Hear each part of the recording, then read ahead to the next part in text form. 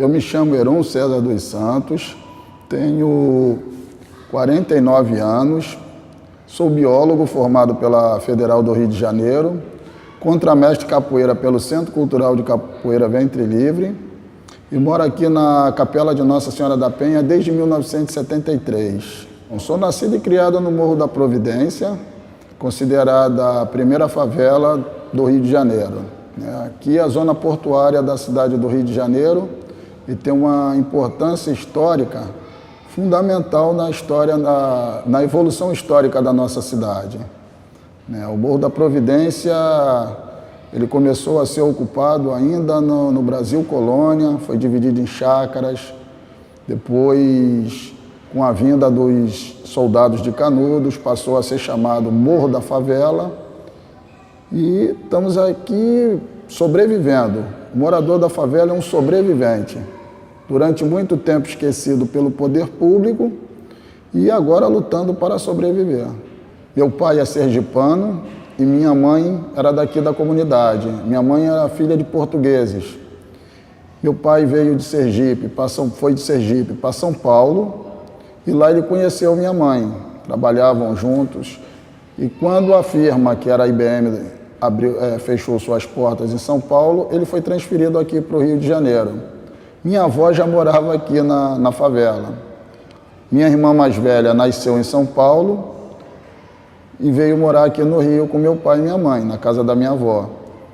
Durante muito tempo, ele ficou lá, quase 20 anos na casa da minha avó.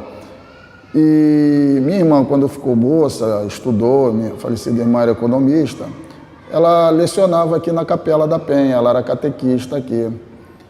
E no início da década de 70, no final da década de 60, houve a grande tragédia do Morro da Providência, que foi o desabamento da pedreira. E boa parte da população foi transferida. Os antigos zeladores daqui da capela eram um casal de mudos, pessoas que tinham dificuldade de fala, e eles foram embora, se mudaram para Senador Camará. A casa da capela ficou vazia. O padre, na época, temendo que pessoas não ligadas à igreja invadissem o imóvel, ele pediu ao meu pai que tomasse conta da casa da igreja, já que a minha irmã era catequista, era ligada à Igreja Católica. E isso aconteceu em 1973. Meu pai faleceu em 2008, minha mãe faleceu em 1991 e a minha irmã em 1987. Hoje fiquei eu aqui, tenho mais 2 irmãos que moram próximos, mas aqui na casa só moro eu e meu filho. Quando viemos morar aqui na capela, éramos meu pai, minha mãe, minha irmã mais velha, minha irmã mais nova recém-nascida, meu irmão, éramos 6 pessoas, contando comigo. E o pouco dinheiro que meu pai tinha para poder comprar uma casa, para poder sair da casa da sogra, ele aproveitou para dar uma reformada na casa da igreja. E sempre ocupamos aqui para zelar pelo espaço, para tomar conta do espaço para evitar depredação. E esse é o trabalho que eu faço até hoje, por isso que muitas vezes algumas pessoas da comunidade até não gostam muito de mim, as pessoas, o Heron é meio chato, o Heron é isso. Isso aí eu já herdei do meu pai também era uma pessoa que era considerado muito chato também pela comunidade, porque cobrava muito das pessoas de zelar pelo espaço do entorno da capela, que é de fundamental importância. A capela da Penha, se eu não me engano, segundo os documentos, foi a primeira construção no alto do morro. Isso veio ainda da época das chácaras. Então é um patrimônio histórico e religioso que tem que ser zelado. A nossa capela calcula-se que seja do final do século XVIII e início do século XIX, embora os documentos mais antigos digam que ela seja do início do século XX. Mas eu, estudando um pouco a história da capela e juntamente com a história da comunidade, acredito que ela seja mais antiga que o início do século XX. Prefiro a primeira teoria. A Capela da Penha, ela passou a ser a minha casa também. Não vejo a minha casa separada da Capela da Penha. A minha infância, a minha juventude sempre foi ligada à igreja, ao catolicismo. Estudei, me formei, tenho a formação científica, mas nunca deixei o catolicismo de lado. A capela faz parte da minha história, é a minha vida. Minha infância, minha juventude foi aqui dentro, brigando contra as pessoas que queriam depredar, pichar as paredes. Então a gente pedia para os jovens, para os colegas da nossa idade, para conservar, até porque para manter o nosso patrimônio, que ele é o nosso patrimônio, patrimônio histórico e religioso. E aqui tem um fato interessante, que em 1987, quando eu estudei para o meu pré-vestibular, eu estudava lá em cima, no coro da igreja, que era o lugar mais sossegado. Às vezes ia até tarde da noite. Então, para mim, ela tem papel fundamental na minha vida. Não vejo hoje a minha vida sem a Capela de Nossa Senhora da Penha. A Capela da Penha, ela funciona da seguinte maneira. De segunda a sexta-feira, a gente tem reforço escolar. E à noite, segundas e quartas-feiras, eu tenho aulas de capoeira aqui no salão da igreja. Tem um grupo de jovens que esse trabalho acontece há uns 20 anos, mais ou menos. É uma roda já até tradicional aqui, eu faço uma roda para os amigos visitarem.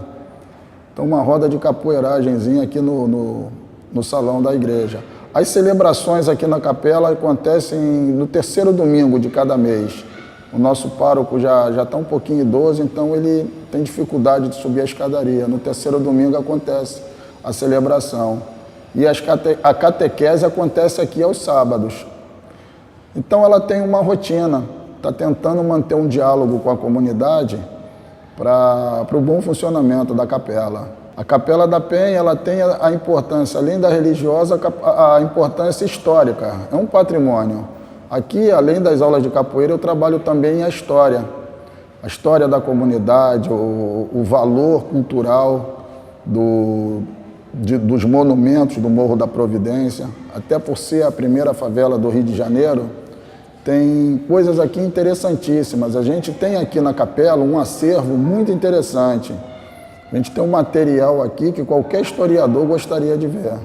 Existem segredos no Morro da Providência que ainda vão ser descobertos pelas pessoas que estudam história, porque não é fácil desvendar a história de uma comunidade que foi esquecida por quase 150 anos. O centro da cidade, ele tornou-se, ao longo do tempo, o coração financeiro do Rio de Janeiro, e a localização do Morro da Providência é fundamental para isso. Localização, baixo custo no transporte, no tempo das pessoas chegarem ao trabalho. Então, o morador da Providência, hoje em dia, ele já valoriza muito mais o seu espaço, a sua moradia, pelo tempo que ele leva para chegar ao trabalho. A gente acompanha o noticiário, a gente vê que o transporte público está muito deficiente. Então, o nosso morador ele tem uma facilidade muito grande para chegar no trabalho. Daqui para o centro da cidade, ele leva meia hora, ao tempo que, se ele tivesse que tomar uma condução, ele levaria um tempo muito maior e um custo maior para o seu bolso. E a favela, durante muito tempo, foi vista como um antro de violência urbana. E a gente sabe que não é bem assim. A violência está dentro de cada ser humano. Não é um local em si que vai ser a fonte geradora da violência. A favela hoje, as pessoas estão visitando, estão subindo e estão vendo que a favela não é aquilo que a mídia pintava. Não era aquele bicho-papão que as pessoas diziam. O morador da favela hoje ele está se dando melhor com a cidade, ele gosta de falar com os visitantes. Isso eu posso falar principalmente aqui pela comunidade. Eu me sinto seguro entrando e saindo da comunidade, até porque eu conheço as pessoas que estão à minha volta. Se eu sair daqui e for morar num lugar totalmente estranho, eu vou conviver com pessoas estranhas, então eu não vou conhecer as pessoas que estão à minha volta. Mas aqui na favela eu conheço, então isso passa uma certa segurança, sim. Perdi muitos amigos por conta da violência urbana, assim. Então hoje a garotada que está por aí eu nem conheço. Se eu ver, eu não conheço mais as pessoas. O fenômeno da violência ele é complicado. Ele acontece em quase todas as comunidades do Rio de Janeiro. O confronto entre o poder público e o poder paralelo, isso aí é uma marca da nossa era. O morador realmente ele fica à mercê disso.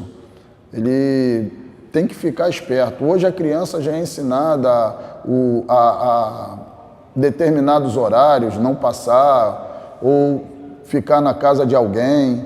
Então os pais realmente hoje, principalmente dos meus alunos, eles ficam realmente muito preocupados com seus filhos, sim. A gente vive aqui na capela, os nossos projetos funcionam de acordo com as doações. A gente recebe os nossos visitantes e alguns deixam. A gente não tem nenhum patrocínio do poder público, nem da paróquia em si. Então a conservação fica muito por nossa conta. Os pequenos trabalhos que a gente faz, a gente conta com os nossos colaboradores da própria comunidade, que muitos trabalham na construção civil e também são frequentadores da igreja. E quando podem, estão dando sempre uma ajuda aqui. Mas, no mais, a gente conta com a colaboração dos nossos visitantes. Verba oficial eu não tenho nenhuma. Me sinto à vontade para falar que eu não tenho nenhuma. Eu tenho uma microempresa em sociedade com meu irmão e fazemos parte da Associação Brasileira do Livro. E fazemos eventos literários na cidade, Cinelândia, Carioca, na Praça Sans Pena. Só que o comércio está muito fraco nesses últimos anos. Esses últimos 2 anos foi horrível para o comércio. Então isso me proporcionou me dedicar um pouco mais à minha profissão mesmo, que eu sou professor. Então hoje eu dou aula também em paralelo, para poder complementar a minha renda. Eu dou aula particular. No momento eu não estou trabalhando em nenhuma instituição por conta do tempo que eu me dediquei à minha microempresa, Artesanato das Letras. Dependendo da instituição que me convida, eu falo um pouco sobre o processo de favelização. Como a Providência foi considerada a primeira favela do Rio de Janeiro, então muita gente busca a nossa história para entender como é que se deu essa coisa da favelização, como é que uma favela cresce. A gente pode analisar do ponto de vista da arquitetura, a gente pode analisar do ponto de vista da sociologia, inclusive da própria biologia. A evolução de uma favela ela não está só dentro do contexto histórico. Tem uma série de fatores que influenciam. Isso aí é interessante. Eu divido o período histórico da formação do Morro da Providência em período das chácaras, favelização e transformação. O período da formação das chácaras, como é que aconteceu? A doação das Seis Marias, quem foram as pessoas que ocuparam, quem eram os expoentes da sociedade que ocuparam o Morro da Providência. E a favelização aí realmente começa com a vinda dos soldados de Canudos. Foi quando a população realmente cresceu no Morro da Providência, quando a favela cresceu e se desenvolveu. O grande desenvolvimento cultural com a origem do samba dentro da nossa comunidade, entre outras coisas. E o período de transformação foi a mudança da população, daquela população negra portuária para uma população vinda do Nordeste, do grande êxodo do Nordeste, no final da década de 60 e início da década de 70. Então houve uma grande transformação na cultura e na estrutura do Morro da Providência. Enquanto o visitante ele chega aqui, ele acha a vista maravilhosa, vista do Alto da Providência, do Alto das Pedreiras do Morro da Providência, pedreiras essas que tiveram grande importância nos aterros em torno da nossa comunidade. O morador ele vê a pedreira como um símbolo de tristeza e de morte, porque muitos perderam parentes e amigos que caíram dessa pedreira. Para a pessoa que nasceu e se criou, a pedreira é um símbolo de tristeza e de morte. Então, se você procurar qualquer morador do Morro da Providência, ele tem uma história para contar. Histórias, às vezes, de assombração, histórias de fantasmas que as pessoas veem, o que eles chamam de almas penadas. Pessoas escutam vozes quando estão caminhando próximos ao abismo, É um fato que a grande maioria que caiu ou foi jogado do abismo não sobreviveu. Mas teve um personagem daqui da comunidade que ele caiu 3 vezes. 3 vezes e ele conseguiu sobreviver as 3 vezes. A última, ele realmente foi parar no hospital, ele quase passou para o outro lado, mas escapou também, ele já não mora mais na comunidade. Então, histórias fantásticas a gente sempre vai ter, e todo morador vai ter uma para contar. O Morro da Providência, as pessoas tinham poucas opções de diversão. As crianças não tinham muito onde brincar. Então, o Largo da Capela, aqui na frente da nossa capela, era a praça principal. E é bem do lado da maior pedreira da Providência, que antigamente se chamava Pedreira dos Cajueiros. E uma das coisas que as pessoas, ao longo da história da favela, sempre fez foi jogar o lixo pedreira abaixo, porque não tinha coleta de lixo, então as pessoas jogavam lixo. E as crianças sempre viam as pessoas com acesso à beirada da pedreira. E muitos dos meus amigos, realmente, alguns até caíram, perdi amigos realmente.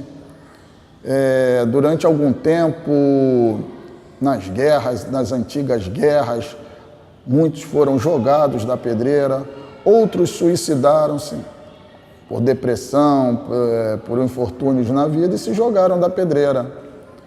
Mas o que era mais triste é quando crianças realmente caíam. Houve casos trágicos, terríveis, de crianças que caíram aqui da pedreira. E quase todo morador conhece uma história de alguém que caiu. E os pais ficavam loucos, principalmente quando a gente jogava bola aqui no campinho, e a bola caía bem perto da encosta e sempre tinha um ou outro que ia lá apanhar. E os pais ficavam alucinados quando a gente estava jogando bola aqui, sempre tinham que tomar conta, tinha que ter alguém olhando, sempre tinha um mais velho tomando conta.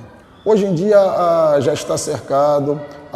O primeiro muro que foi feito aqui na frente da igreja foi na década de 70. Um candidato a deputado ou vereador, que eu não me lembro, eu era criança, ele cedeu os blocos e o cimento para poder fazer o muro. E a comunidade fez em regime de mutirão. Fez o muro e manilhou o esgoto que passava a céu aberto. Então aí melhorou as condições. Nessa época, também se faziam os campeonatos de futebol aqui no campinho, nesse pequeno espaço na frente da igreja. E vinha gente do morro todo. Vinha gente do Barroso, da Pedra Lisa, do Buraco Quente, vinha jogar bola aqui. Esse morro ficava cheio. Era um dos maiores eventos que tinha na comunidade, era o campeonato de futebol que se fazia aqui. Também sem patrocínio de ninguém, patrocínio dos próprios moradores. Hoje é mais complicado o lazer. Eu não vejo o jovem se divertir como antigamente. O jovem hoje é muito preso ao celular, é muito preso ao computador. Hoje o jovem se diverte mais no mundo virtual do que no mundo real. Eu fico um pouco triste com isso, porque eu acho que o mundo é para todos ocuparem o seu espaço. E o jovem fica muito preso no mundo virtual. O jovem está preso à informação. Ele quer estar bem informado, mas ao mesmo tempo ele deixa de construir a sua própria história. Eu gosto muito do Morro da Providência. É a minha infância, foi a minha infância, foi a minha juventude e a minha vida adulta. Então, o pouco que eu aprendi tanto na universidade, quanto na capoeiragem, quanto na vida, eu procuro passar para os meus alunos. A maior desvantagem de morar na favela, de ser nascido e criado na favela, foi a discriminação. A gente pode ser formado, pode estudar, mas, infelizmente, o lugar que a gente mora, pelo papel que teve na violência urbana, as pessoas ainda continuam discriminando. E a grande vantagem de ter nascido e criado no Morro da Providência foi a experiência de vida que eu adquiri, ser um sobrevivente, como tantos outros que conviveram comigo, meus irmãos, meus amigos. E uma coisa muito interessante é a criatividade. O morador ele teve que ter muita criatividade e um espírito de luta muito grande para sobreviver a todas as dificuldades. E a maior de todas é a localização do Morro da Providência no contexto da cidade. A localização no centro da cidade é fundamental. Hoje em dia eu costumo circular mais aqui no centro da cidade, na Zona Sul. Estou mais ligado aqui.